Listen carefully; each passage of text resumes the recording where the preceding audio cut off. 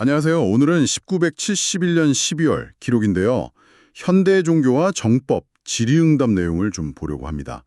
이 자료 보니까 뭐랄까 마음 상태, 영적인 세계, 또 삶의 어려움을 어떻게 풀어갈지 이런 깊은 이야기들이 많더라고요. 당신께서 보내주신 이 자료 한번 깊이 들어가 보죠. 네. 이게 그냥 종교적인 가르침, 그런 걸 넘어서요. 실제로 마음을 어떻게 다스릴지, 또 현실 문제는 어떻게 봐야 할지 상당히 실질적인 조언들이 있어요.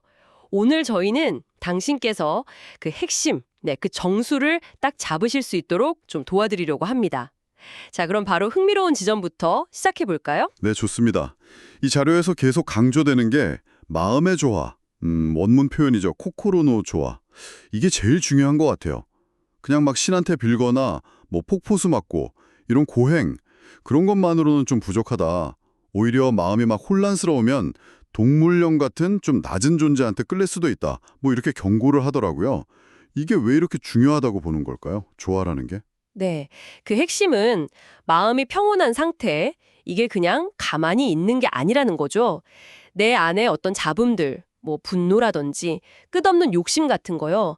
이런 걸 좀 잠재워야 더 깊은 현실, 그러니까 영적인 세계까지도 뭔가 감지할 수 있는 그런 통찰력, 그 문이 열린다고 보는 거예요. 특별한 능력을 얻는다기보다는 원래 우리가 가진 그런 앓을 방해하는 것들을 제거한다. 이런 느낌에 가깝습니다. 아, 장애물 제거 같은 거군요. 그렇죠. 그래서 반성이 중요해지는 겁니다. 그냥 후회하고 끝나는 게 아니고요. 내 마음 상태를 계속 돌아보고, 내가 왜 이런 감정을 느끼지?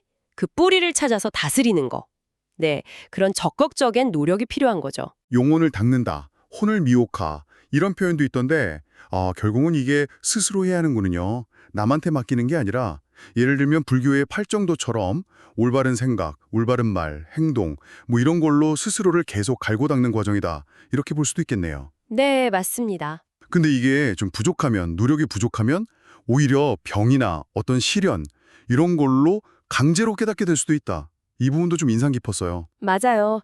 그리고 그 마음의 부조화라는 게 그냥 내면의 문제로만 끝나는 게 아니라 현실의 문제, 예를 들어 질병 같은 걸로 이어진다고 보는 거죠.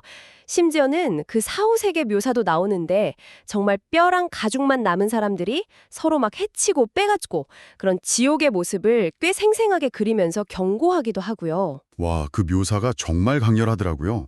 근데 진짜 놀라운 건 그런 끔찍한 지옥이나 소위 마왕이라고 하는 그런 악한 존재조차도요. 근본은 신의 일부다. 그래서 분노가 아니라 자비, 또 사랑, 이걸로 대하면 변화될 수 있다. 이런 시각은 와, 정말 좀 충격적이까지 했어요. 마왕조차 자비와 사랑 앞에서는 어쩔 수 없다고 딱 잘라 말하니까요. 네, 바로 그 점이 이 자료가 보여주는 아주 독특한 해결책인 것 같아요. 단순히 악을 피하거나 싸워서 없애는 게 아니라 모든 존재 안에 있는 그 신성, 이걸 보고 자비심으로 대하는 거. 이게 진짜 근본적인 변화를 가져오는 힘이다. 이렇게 보는 거죠. 심지어 마왕한테조차 당신이 왜 그런 상태가 됐는지 이해시키고 바른 길로 이끌려는 그런 태도가 중요하다고까지 일하게 합니다. 아, 그렇군요. 단순히 외면하는 게 아니라 근본을 보라는 거네요. 이렇게 좀 심오한 이야기를 하다가도 또 되게 현실적인 조언으로 넘어가더라고요. 일상에서 우리가 하는 실수나 잘못들, 이런 걸 어떻게 봐야 할까요? 실수는 그냥 배움의 기회다 이렇게 강조를 해요. 잘못한 거 솔직하게 인정하고 반성하고 그다음에 중요한 건 다시는 같은 실수를 안 해야지 하는 그 노력 자체가 진짜 죄갚음, 죄묘보시, 그러니까 빚을 갚는 행위다 이렇게 보는 거죠. 다만 자신을 너무 막 심하게 몰아붙이는 거 이것도 또 다른 극단이니까 좀 경계해야 한다고 하고요. 중요한 건 경험을 통해서 더 나은 선택을 해나가는 그 과정 자체인 것 같아요. 네, 그 과정이 중요하군요. 그런 현실적인 태도가 거짓말도 방편이라는 말에 대한 설명에서도 좀 보이던데요. 특히 뭐 사업상 필요해서 하는 설명 같은 거 있잖아요. 이게 뭐 악의적으로 상대를 완전히 속이려는 게 아니라면 어느 정도는 괜찮다. 뭐 이런 시각인데, 근데 이게 좀 애매할 수도 있겠네요. 자칫하면 자기 합리화가 될 수도 있고요. 그 선은 어디쯤일까요? 아, 그거 좋은 질문이세요. 여기서 핵심은 역시 동기랑 결과인 것 같아요. 오직 나만 잘 되려고 하는 거짓말, 아니면 뭐 주식시장 조작 정보처럼 남한테 명백하게 해를 끼치는 거짓말, 이런 거 당연히 안 되죠. 근데 뭐 회사 전체 이익이라든지 아니면 좀 더 좋은 결과를 위해서 어쩔 수 없이 약간 과장을 한다거나 뭐 전략적으로 설명을 해야 하는 경우도 현실적으로 있을 수 있다, 뭐 이런 거죠. 아, 불가피한 경우도 있다는 거군요. 네. 근데 중요한 조건이 붙어요. 그렇게 해서 만약 이익이 생겼다면 그건 결국 사회나 다른 사람들에게 다시 돌려주려는 마음가짐, 이게 바탕이 되어야 하고요. 그리고 계속해서 또 다른 거짓말로 막 덮어야 하는 그런 나쁜 거짓말의 굴레에 빠지면 안 된다, 이렇게 조언을 하죠. 네, 그렇군요. 오늘 쭉 이야기를 들어보니까 결국은 마음의 조화, 그리고 자비로운 태도, 또 끊임없이 자기를 돌아보는 거. 이런 게 영적인 성장은 물론이고 현실의 어려움을 헤쳐나가는 열쇠다. 뭐 이렇게 정리할 수 있겠네요.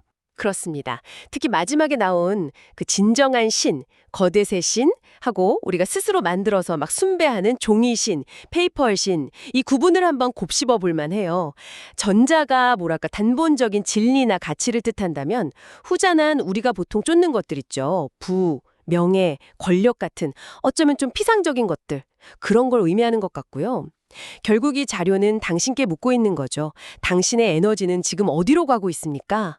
정말 진정한 신, 그 가치를 섬기고 있나요? 아니면 덧없는 종이 신에 마음을 쏟고 있나요? 오늘 저희가 나눈 이야기들을 일상에서 어떻게 적용해 보실지, 그리고 나에게 정말 진정한 가치는 뭘까? 이렇게 스스로에게 질문을 던져보시는 것. 어쩌면 이게 이 자료가 당신께 남기는 가장 중요한 숙제가 아닐까? 네, 그런 생각이 듭니다.